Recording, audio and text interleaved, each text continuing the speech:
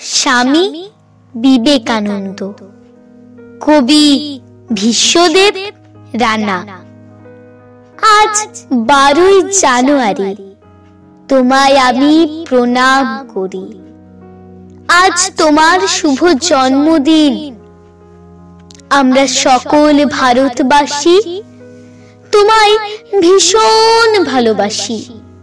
যাবে না শোধ করা তোমার সকল ঋণ।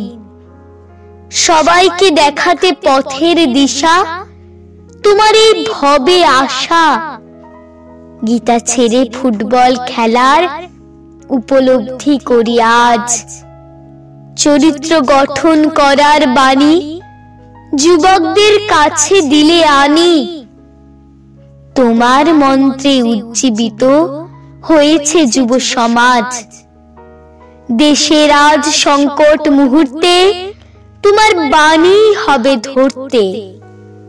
মানুষ আজ ভুলতে বসেছে জীবী ঈশ্বর। মানুষ মানুষকে করছে পণ্য। আজ মানুষ নয় মানুষের জন্য। হিংসা বিবাদে সদাই মত্ত রয়েছে পরস্পর।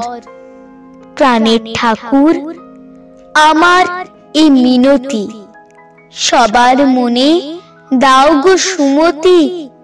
জীবে প্রেম করে যেন সেবা করে ঈশ্বর। শান্তি আসুক সবার মনে, জীব সেবা হোক শিব জ্ঞানে। ঘুচুক বিবাদ জাগুক প্রেম, সুন্দর হোক অন্তর। নমস্কার।